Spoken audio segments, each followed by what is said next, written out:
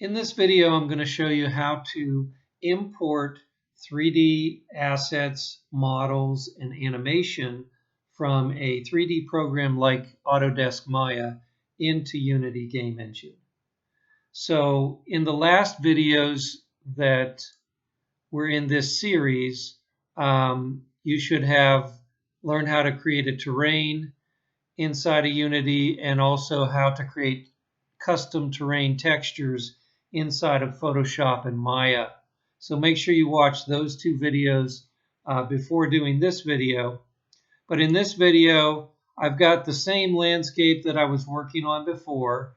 I've changed some things. I've changed the lighting. I put in an eerie skybox and just adjusted the lighting a little bit so that it looks more like a sort of a cloudy, ominous kind of day going into night. And so we're going to add to this scene by bringing in some 3D models that we can use as to create a structure that we will be able to go in through a doorway, and we're going to do the door animation. And this parallels what we're doing in class with the assets, the class assets that we're using. This one, I'm going to show you how to create your own assets inside of Maya. So to begin, we're going to go over to Maya, Autodesk Maya, and you can use the same scene file and project that you used to create your terrain textures from the last video. So here you can see I've got the sand texture, and it's got a source and a target, and we were baking a normal map for that. So I might still use the layers on the right in my channel box for the target layer and source layer in order to create the normal maps for 3D objects as well. So I'm going to leave those there. I'm just going to get rid of these 3D objects because I don't need them anymore. So I'm going to, in the outliner, select them and delete each of these source and target objects. I am going to leave the directional light. There's no reason for me to get rid of that. So to begin, let's start with something simple like a cube. So I'll go ahead and create a cube. And I want to take this cube and add textures to it, both a color map and a normal map. And I'm going to create those inside of Photoshop as a color and bump map, and I'll bring it in texture map this, and then I'll go through the same process to export this out to Unity as I did with the terrain textures, only I'm also going to have an FBX export for the model. Now to see this a little better in here, you can see that I can't see the sides of this cube very well because the light's kind of coming down from the top. Now for working on this, it would be useful to actually create some other lights in here. So I'm going to go to create lights, and I'm going to choose a point light. I don't need to worry about shadows or anything or getting a really bright light. I just want to create a simple point light. Hit my W key to go into the move tool and move that point light out towards the front so that it illuminates the front of this object. And we can move it down a little bit too, so it's going to both illuminate the front and the bottom of this object. If we really want to not have to create too many lights, if you move it a little bit to the right, you'll illuminate both the front, the side, and the bottom of the object. And we can take that light and duplicate it, or just create another light. It doesn't matter. Let's just create another light. And I'm going to do another point light. It'll come up in the middle and just move it back and to the left. And that's going to basically illuminate all the sides of your cube. And we could put colors on those lights if we want to, but I'm going to just leave them white for right now, just so I can see all the sides of my cube. But it is lighting, it's not just turning off the lighting. So that's going to be helpful when we get to the bump mapping stage. This is a 1 by 1 by 1 scaled cube. And it's going to be important to start understanding how geometry inside of Maya is mapped with the texture mapping. If I switch from this Maya Classic workspace to my UV editing workspace, then you're going to see that if I have the cube selected, that this is what the default cube texture map looks like. And so it's basically cut the cube along edges that you can actually see here. If I zoom in a little bit in the 3D view, the brighter white lines on the cube are actually where the edges, where the seams are. And so if you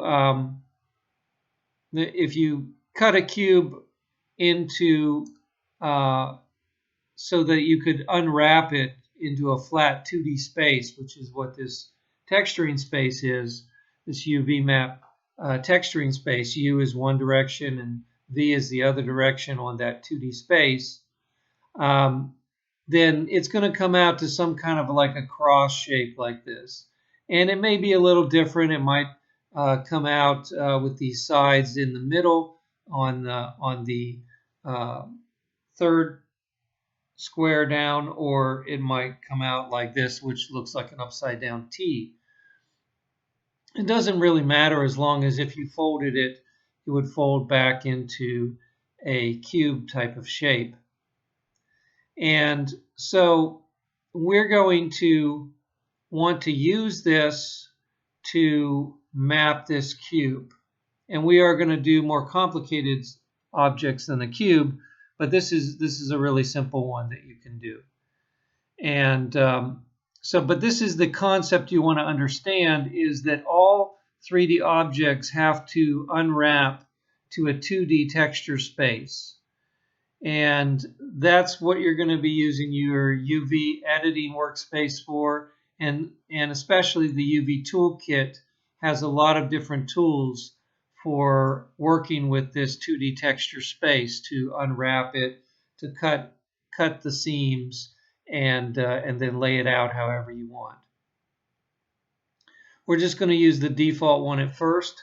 I'm going to go back to my Maya Classic for a moment, and we'll go ahead and name this cube. Let's call it brick.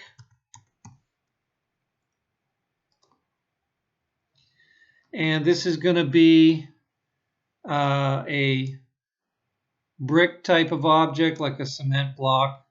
And I want to go ahead and save this as a new scene. So do a save scene as, and give it a name, and save it into your scenes folder of your project. And if you don't know how to do that, make sure you watch the previous videos. So this one, we're going to call this texture demo video 1, and save it.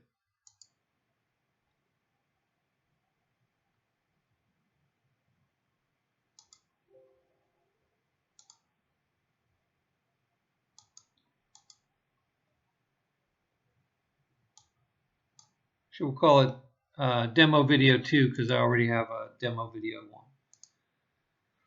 So now with this cube, I want to go in and put the texture map on it. And what I'm going to use is a texture map from Wild Textures. So if we look inside of Wild Textures, we use this one for our textures on the cobblestone road that we did inside of Unity. And I'm going to use this granite flooring tiles texture here to texture map this cube. The little squares here on this texture map will fit pretty much perfectly for the square sides inside of my 1x1x1 cube inside of Maya.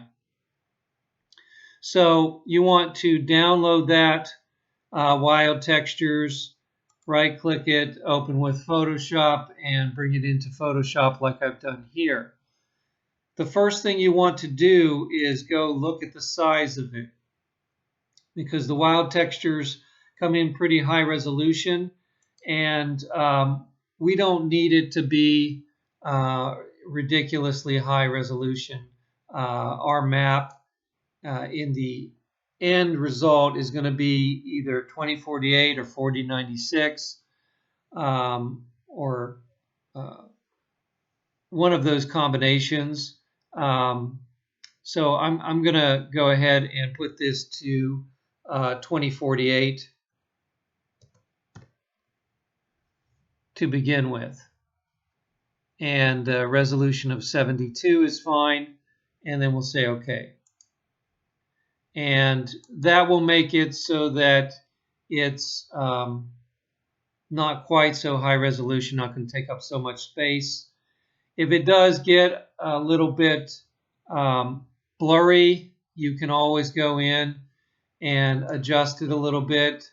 You could do a sharpen, smart sharpen on it to sharpen some of those edges. But you have to be careful. You can see this is sharpening it way too much, and it may just get ugly inside of Unity and even in Maya if you do too much sharpening on it. I would say don't do too much.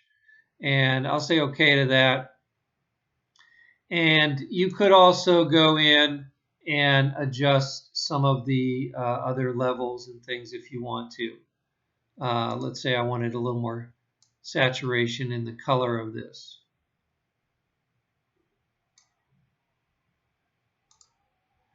Okay, so I'm ready to go ahead and try this out as a color map on the object that I'm working with. So I'm going to go to File, Save As, and we'll first save it as a color map into my Textures folder. So this one I will call Brick Texture _ color, and I'll save it into my textures folder, and I'll check and see how big it's. This is the texture map I'm going to use inside of Unity, so you don't want it to be too big. You could bring the quality down to 10, even 9, but you can see that it doesn't make a big difference going from 10 to 9, but we'll go ahead and put it down at 9. I think that's fine. And then what I want to do is go ahead and try that out on the cube to see what it looks like. So let's go back into Maya, or actually let's copy from my textures folder the brick texture color that I just saved. I'm going to copy it, and I'm going to go over to my source images folder in my Maya project. So remember that your Maya projects are a series of folders, and source images is where Maya looks for the texture maps by default. So I'm going to go ahead and paste the brick texture color that I did into there, and let's just go ahead and try that out. So inside of Maya, I'll go ahead and right-click the cube. I'll go down to where I find it says Assign Favorite Material, and I'm going to choose a blend, the very first thing in the list. And you see that a blend comes up, and I do want to place that onto the cube. So that one I'm going to be clicking to the right of the color channel on the little checker box is going to open up this window of choices, and I'm going to go to File, and that's going to bring me over to a file dialog box that has a little folder on it, and we want to click on it, and we want to, it should open in our source images folder, and we're looking for brick texture color, and open that up. And you can see that it places it on there, and it doesn't look quite how I wanted it to be. The lines are not actually coming up on the edges of the brick in the right places. So I want to go in and adjust the placement of that so that we get a better placement of those black edges. So it looks fine to begin with. Let's go ahead and close that. So what I want to do is I want to open up my UV editor again. So I'm going to go up to the workspaces, and I'm going to change it to the UV editing, which will bring up this window where I can see where my edges are, and I can see that this is sitting right in the middle of this texture map, and it's not really fitting the blocks very well. So what I can do is I can go to my UV toolkit, make sure you have that open, and I want to click where it says face selection, and I'm going to choose all, and I want to move it around, and you can see that if I zoom in here, you can see it's also moving on the surface of that cube, and I could fit this over these particular edges, and you can decide how you want to place it with this texture, because I could go over any blocks that I want. If I like this little cut on this one block, and this is not going to go over with it oriented in this way, I could go down to where it says transform. Now a lot of these might be closed up on yours, so the first time you come in, a lot of these different windows are closed, so you might have to go find where it says transform and click the little arrow to open it up. And then I'm looking for rotate tools, and I want to rotate this 90 degrees, which is the default. And I could rotate this either counterclockwise or clockwise.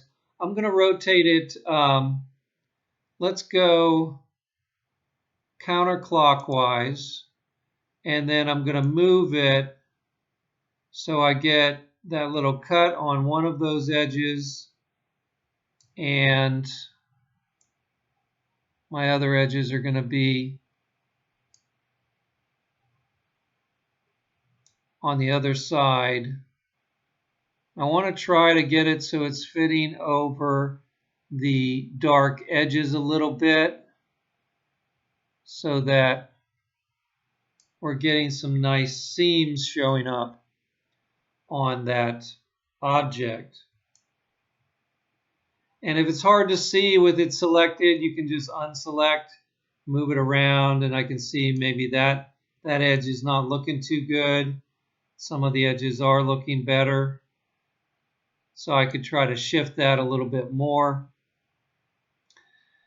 by grabbing it, and I just dragged a selection box around the whole thing, and I can move it and see which direction is going to actually move that edge. And okay, that looks better. So now I'm actually seeing some black edges around all of those different parts. We could unselect the whole thing, right click, go back to object mode. So you have this little picker here that you can choose what components you're going to be working with on this object. So edge, vertices, faces, and I'm going to go back to object mode and click out in an empty area so that I can actually see this a little better and check it to see if it looks good. And it does. It looks pretty good.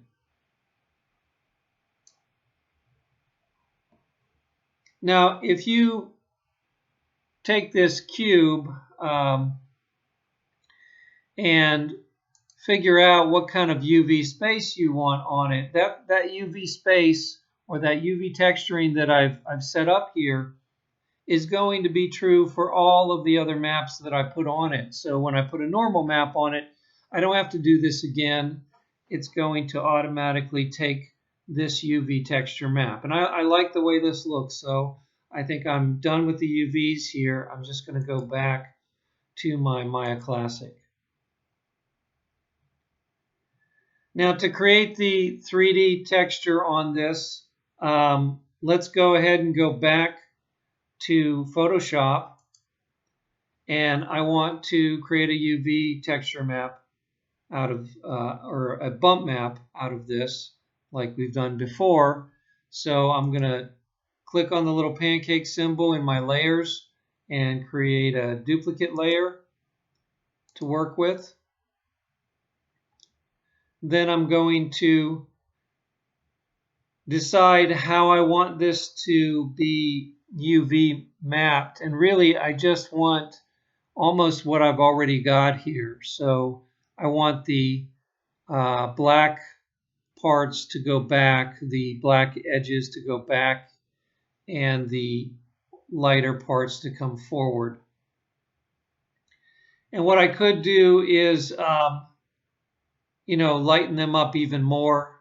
So if we did a select by color range, for instance, I could just try to select just the black edges. Whatever I think is going to be the most effective way of selecting that, and then adjust it so that I'm going to get as much of those black edges as possible.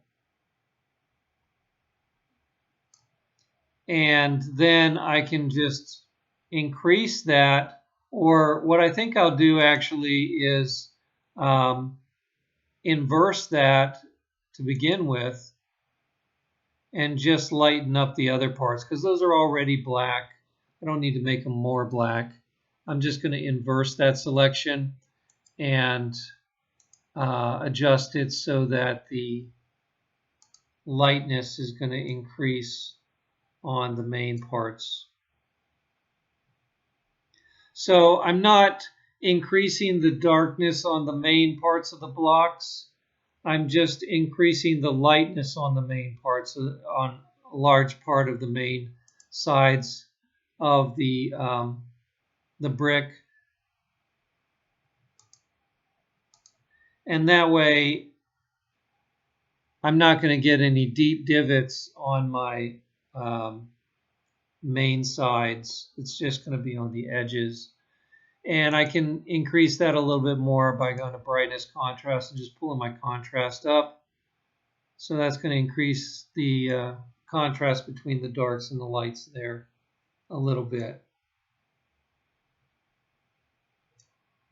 That should be fine. So I'll go ahead and I could convert this to a grayscale to see if it looks fine inside of the black and white bump map that I'm trying to make, that all these look like they have good enough contrast. but they do. So I'm going to go ahead and go to Filter, 3D, and I want to generate a bump map with this layer. And it should bring up the window that will show me what this is going to look like. And mostly I'm concerned about just getting good indentations for the edges of the blocks. And the in-between stuff here, I want a little bit of texture map on that, but I don't want too much. So if I raise this up a little bit, it maybe reduces that small texture a little bit. And I want this pretty high up. And I want the last third adjustment to go downwards, kind of like that. So that way I get a little bit of texture on those blocks, but mostly I'm focusing on what's between those blocks and the little divots that are there. So I'll say OK to that. This is what it ends up looking like, and we'll save that as a JPEG. And we want to change the name to BrickTexture_bump.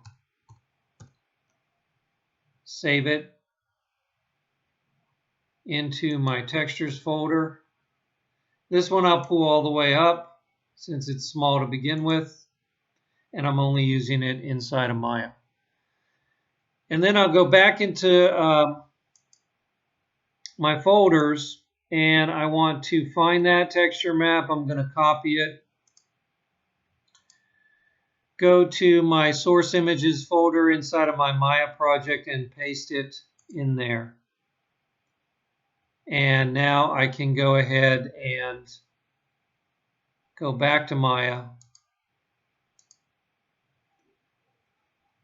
Open up my attribute editor again. I'm looking for the blend, and I want to make sure that I find the bump mapping channel, which is a little bit below the color channel, and go to the right where you have the checkerboard symbol. Click on it, choose File. It's going to give you this sort of attributes node, which is a tab. Find the other tab, which actually has the folder in it, and click onto the folder and choose the bump map that we just made. I saw it change immediately. I can go back to that other bump 2D attributes and adjust the bump depth if I want to. I can increase or decrease it. You can see it changes it quite a bit. If I go into the negative numbers, it's actually making the dark parts come towards you and the white parts go back. And then if I go in the opposite way, the dark parts go back and the white parts come towards you. So that's how it's supposed to work. Okay, so whether you use positive or negative numbers for your bump mapping, at this point, I think it looks pretty good. And I want to go over and do some other things on it that will finish it and get it ready to create a normal map. So I might actually add some extra geometry around the edges of this object, like a bevel. But ultimately, I want this to just go over to Unity as a cube, exactly the way it is right now. So what I want to do is I want to duplicate this object under Edit Duplicate or Control D and create a second one.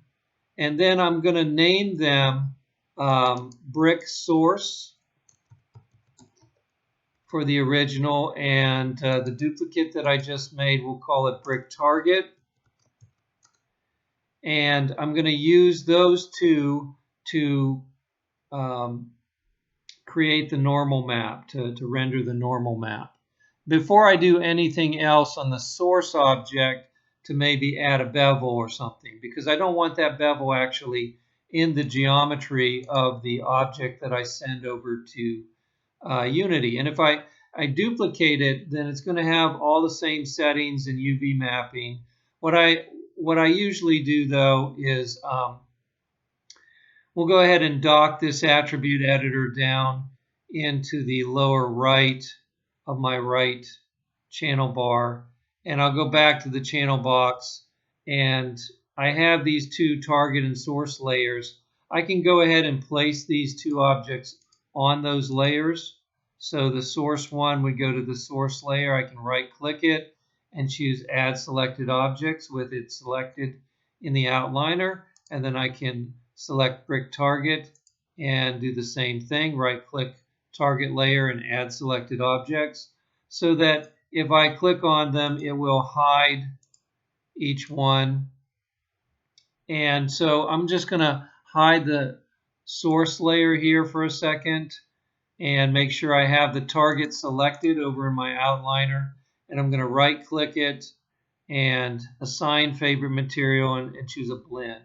And so now it just goes back to the plain texture, but I still have the source object there, and I can hide the target layer for now and continue working on the source. So with the brick source selected, let's go up to Edit Mesh, and we're going to go to Bevel. And I'm going to choose to open up the options for the bevel. And so I'm going to want to adjust a few of these things. For instance, width, that's the size of the bevel. This cube is only 1 by 1 by 1. So if I use 0.5, it's going to put the bevel all the way to halfway down on the cube. I don't want that. It would be something like 0.02002 or something really, really small. So I'll go ahead and put it down kind of small, but then I can adjust it afterwards. And segments, if you want it to look smoother, you might want more than one segment on that bevel. And then just go ahead and say bevel at the bottom. And you'll see it adjust a little bit. Now you have this poly bevel that comes up that you could adjust these here, or you can go to the attribute editor and have the object selected, and there's a poly bevel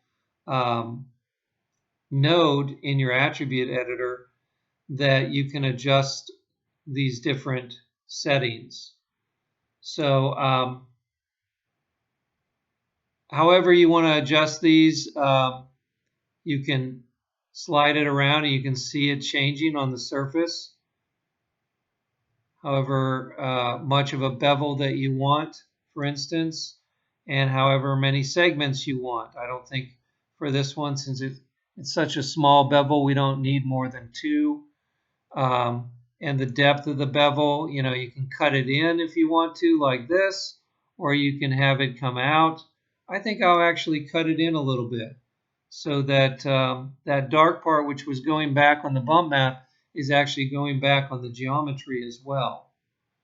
Now, this is not actually going to be in my block. This is going to be on the normal map. So to do that, I'll go ahead and I like the way it looks. I'm going to leave it the way it is. And I don't need all of this on this object. So after you do whatever modeling you're going to do on your objects, you should go up to Edit at the top of the menu and Delete by Type History. That will clean up all the nodes and get rid of some of the creation nodes that you don't need anymore. So it gets rid of that poly bevel node and some of the other creation nodes, and it just leaves me with 4 tabs in the attribute editor. And then I can go ahead and bring back my target object, and I can see that the target object fits outside of the beveled brick that I just did. It's actually a little bigger. So if that's the case, then the bevel will be within the size of the target object. And it should take the bevel and add it to the normal map when I bake it. So let's try that and see what that looks like. So I'll go ahead and I have my two objects there. I want to bake a normal map to bring with me over to Unity. So first, let's save our project because this takes a little while to bake the map. And then I want you to switch from modeling to rendering. And we want to find the lighting shading tab at the top. And I'm going to do a transfer maps. Just like what we did with the terrain textures, I'm going to load in each one, and I've named them so it makes it more easy to know which one to load. So under target meshes, I want to have brick target selected and add that. And it was already selected, so it came in automatically. And then under brick source, I'm going to select that source object and add selected, and the brick source shape comes in. Now I do have a normal map already chosen from when we were doing the texture maps. I'll go ahead and click on the folder and we'll go ahead and name it. I want it to go to my source images folder, and I've already got a brick texture bump and color. I want a brick texture normal _normal, and I don't need any .jpeg or anything on that. It's set to a JPEG, and I want to save it.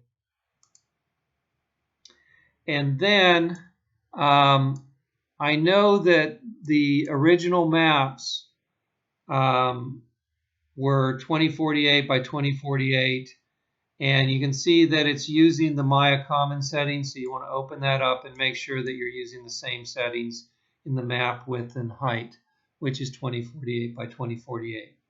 There is one other thing that you might use when you're working with a target that is different than your source, because I added a bevel to my source, and so the geometry is different.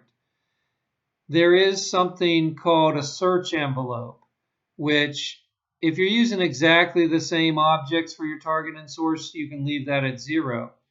But if you've changed the geometry a little bit, you might have to actually adjust that source envelope a little bit to make sure that it covers anything that might be sticking out from the source object. I don't think it's going to be a problem in this one. I don't think it needs to search much further because the normal cube is actually bigger than the beveled cube. But you could add a little bit there so that it just searches a little further on the envelope. And that will just make sure that it gets found. And let's see, that should be all that we have to change there.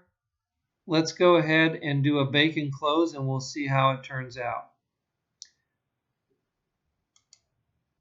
Okay, now that you can see that it's done, we can hide the source object and just look at the target object, and we can see that there is a noticeable bevel in the texture map of the target object that does not, it actually isn't in the geometry at all. You know, if we select it, we can see the geometry is just a square cube, but the bevel that's there is actually in the texture mapping in the normal map. And if we go look at our source images folder, we can see that the bevel is in the texture map. Or if we open that up in Photoshop, this is what the normal map looks like, and the bevel is actually part of that normal map. So again, a normal map is a red, green, and blue map, and it kind of turns out purplish when you put all those together, and that's telling Maya what the 3 directions are on this sort of highlighting that it does on the surface to make it look bumpy. So that looks fine. You will see that the texture map is different here than the color map that we originally had. So this is an important point, actually, because we can't use this color map that we originally made with the bump map on the cube because it doesn't have cube mapping. Actually, we could use it on the cube, but we could also render it like that as well. It actually would work because the UV mapping is going to go around the same area. But try it out, and if anything shifted or changed, or if you need to actually render that bevel into the color map, that may be something that would change it a little bit. So if we want to try that, the way you would do that is back inside of Maya. You can bring back your source again, open up your transfer maps again, and turn off the normal map because we've already done that, and add to it a diffuse map. You can do a diffuse or a shaded map. The shaded map will actually take your lighting setup, whatever you have as your lighting setup. You probably wouldn't want to do that. But let's try the diffuse and see if it changes it at all when we render a diffuse map. So you're going to click on the diffuse. It brings up a diffuse color map. Click on the folder, and we'll just call this one brick texture diffuse, just to distinguish it from the original color map that we did. And it's a JPEG, save it. And then all the other settings should be the same, including the search envelope at the top. You just want to make sure that all your source meshes and your target meshes are in there. So let's go ahead and bring the source mesh in. And we've got the target shape is already there. And then our common settings are going to be the same. And go ahead and bake and close it. Okay, now that it's done, we can take a look at these. If I hide the source layer, you can see that the target layer actually does have a map on it.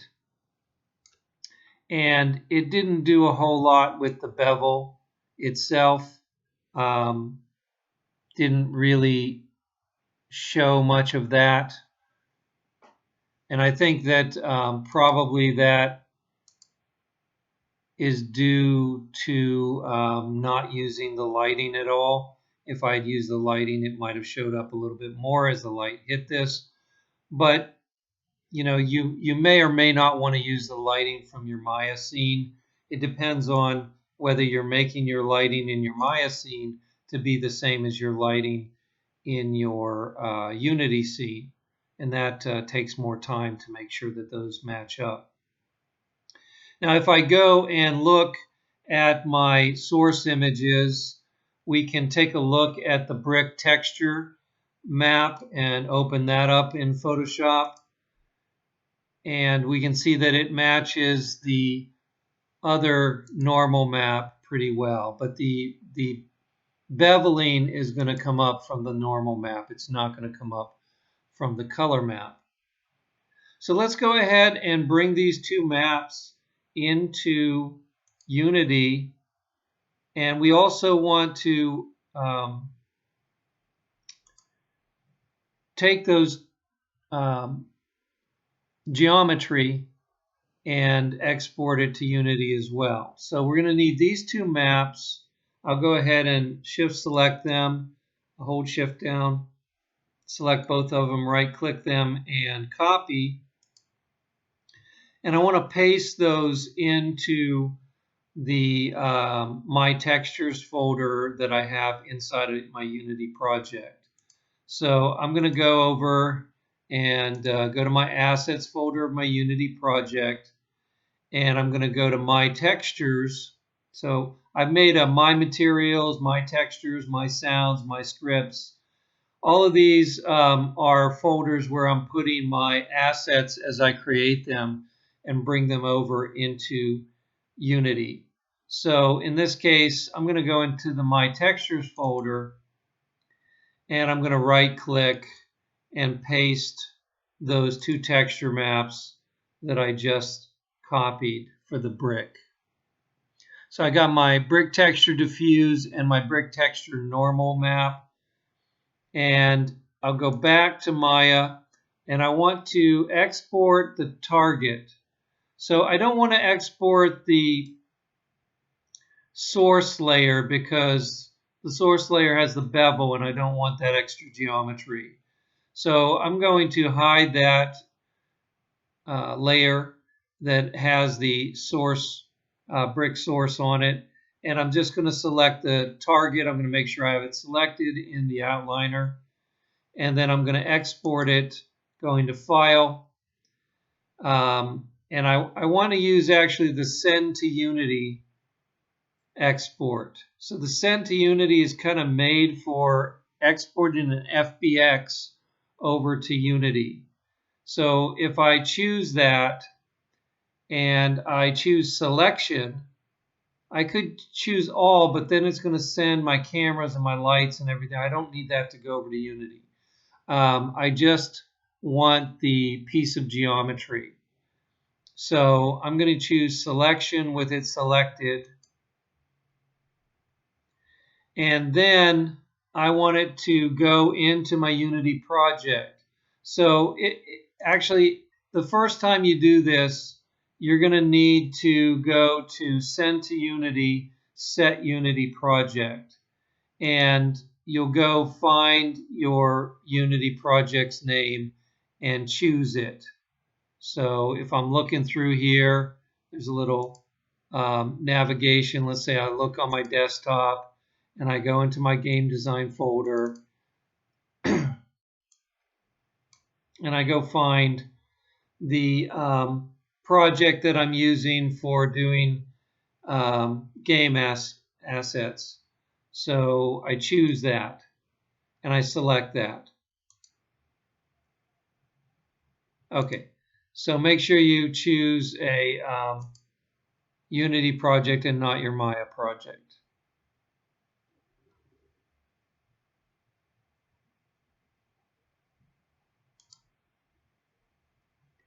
So this is actually not the right project. Let's go and find my Unity project. Okay, it's this one that I started with the tank game. I'll go ahead and select that. Okay, it didn't give me an error message that time, so that's definitely my Unity project. Go check it and make sure that you're doing you're using your Unity project. And then when you go to Send to Unity Selection, it's going to automatically open up the Assets folder on that Unity project. And if you have something with like models,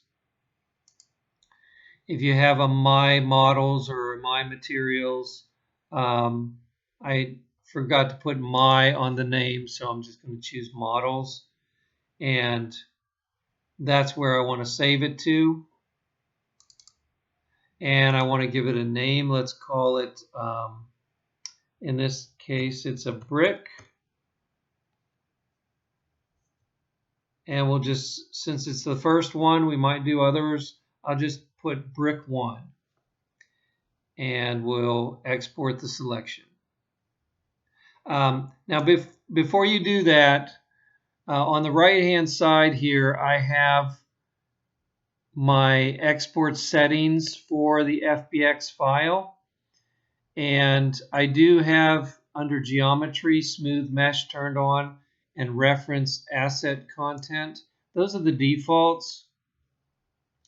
Animation's turned on, even though there is no animation on this object. It doesn't matter if I will be doing animation later, so I'm just going to leave it on. It just won't, nothing will go over if there's no animation on there.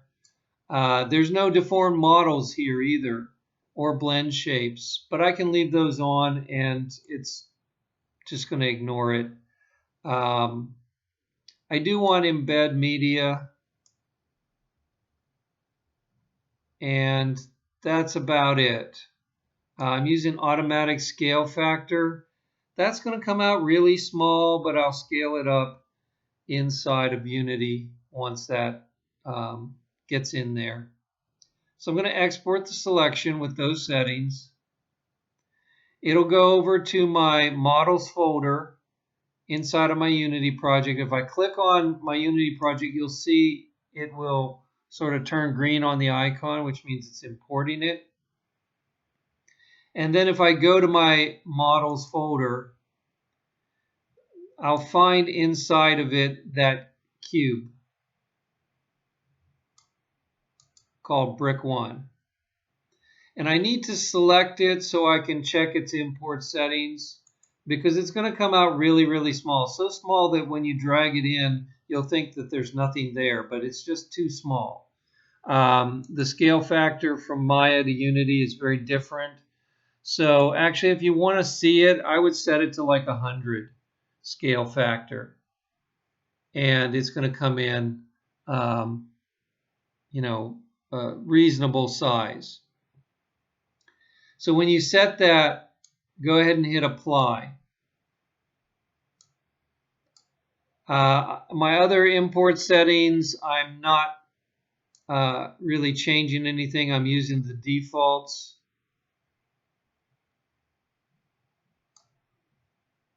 Under rig and animation, I'm not even going to bother with those because there is no animation on this object. Under materials, I would want to switch this to legacy, external materials, and under recursive up, I'll switch it to local materials folder and apply it.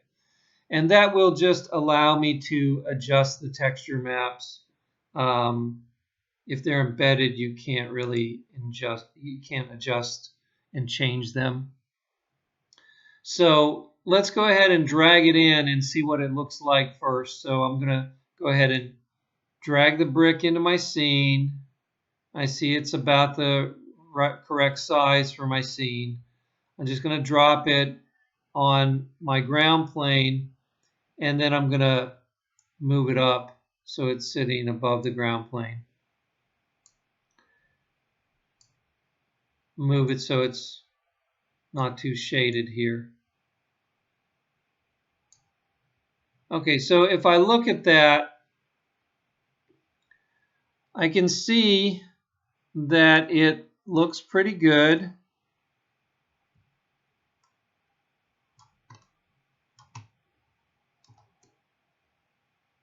And there we go. My mouse, I have a new mouse and it doesn't work that great for the middle mouse button. So anyway, it looks pretty good. I don't think there's any normal map on there. So let's go ahead and go to that object. Make sure you have it selected. Look in the outliner and towards the bottom, you'll find the texture map. Open it up. and I can see that it's got the color map, the diffuse map, but it does not have the normal map. So I put that in my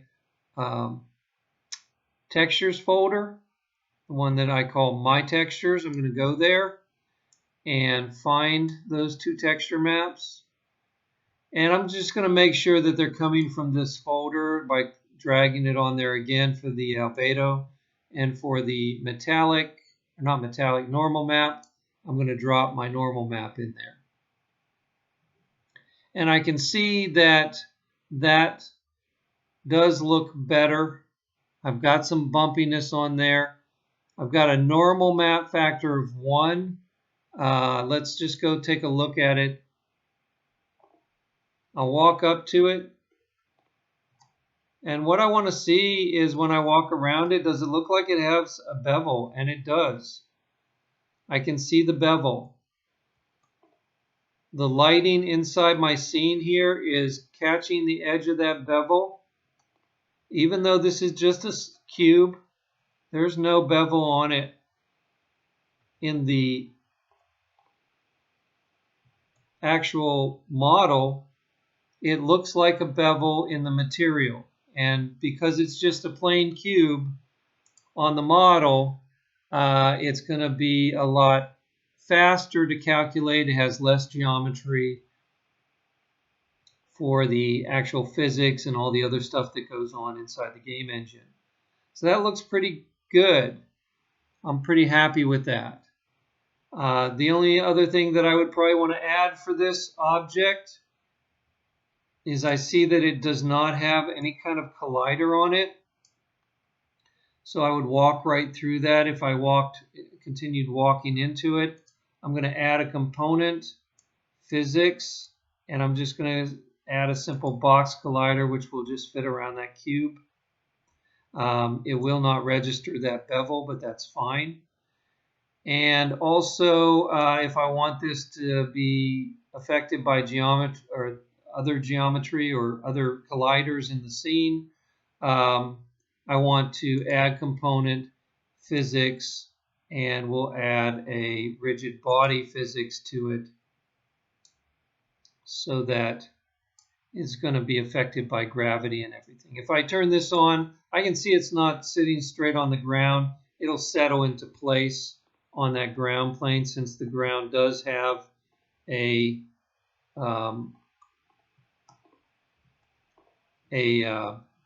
collider on it.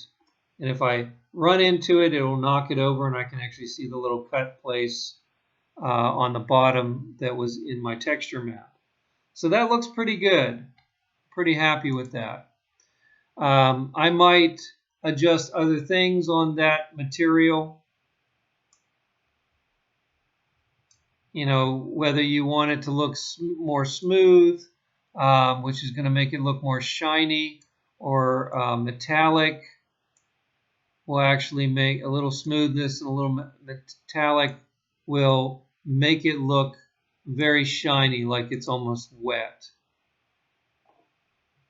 You know, if I walk up to it now, you can see it looks, there's a shine on it. It looks pretty wet.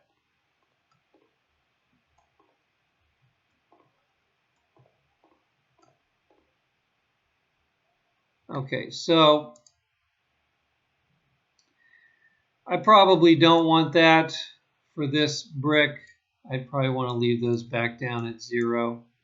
Make it look very like a matte stone type of look. I could increase the normal map by putting it above 1. If I put it at 2, you'll see it'll look a lot more bumpy. Maybe too bumpy. I could decrease it less than 1. I could put it at 0.8, and it will look less bumpy. I think, you know, maybe I'll put 1.5 and make it a little more bumpy, but not too much so. That's really going to show some of those edges and stuff.